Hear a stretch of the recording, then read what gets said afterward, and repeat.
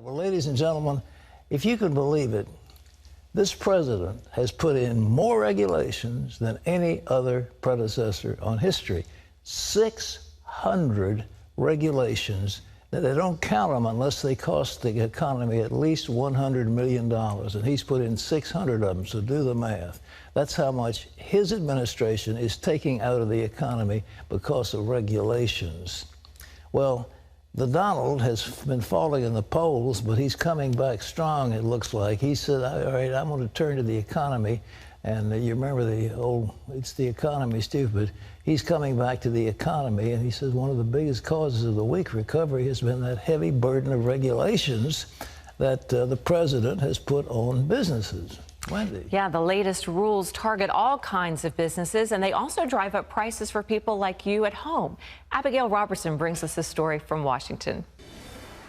During his 8 years in office, President Obama has pushed out an unprecedented number of regulations. Around 20,000 new restrictions that by some estimates end up costing taxpayers about $100 billion each year.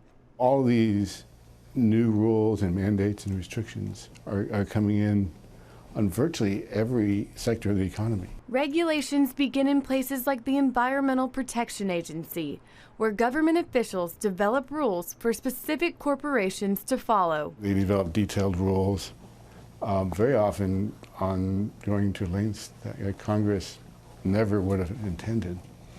There's a process for public comment and notice, and then they release the rule. When complete, a regulation is published in the Federal Register and goes into effect. Obama's regulations target a wide range of industries, and even though the costs are directly imposed on the businesses, consumers ultimately pay when companies change their products and raise their prices to comply with the new regulations. James Gattuso of the Heritage Foundation says the EPA's Clean Power Plan is the most expensive of Obama's recent wave. It's a plan designed to regulate greenhouse gas emissions, and Gattuso believes it will cause more problems than it fixes. It will drive coal production plants, electricity plants, power plants out of business, and will have almost no effect on global warming.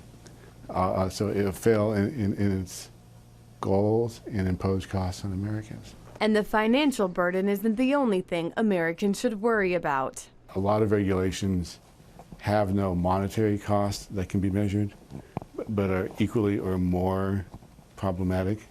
I'm thinking of the Obamacare regulations that limit our religious liberty. I'm thinking of FCC regulations that limit free speech. One solution would bring Congress into the process. I think that a reform of the system that would make sense would be to require Congress to approve these regulations before they take effect. In that way, Congress is accountable for those regulations, and Congress has improved oversight over what's happening out there before the consumers have to pay. Although Obama's number of regulations stands out, Gattuso says the uptick started under George W. Bush. He says that until a commitment is made to stop this rising tide, it will continue no matter who is president. President Obama's remaining months in the White House could be his busiest yet, with more than 2,000 proposed or final rules in the works before he leaves office. Reporting from the White House, Abigail Robertson, CBN News.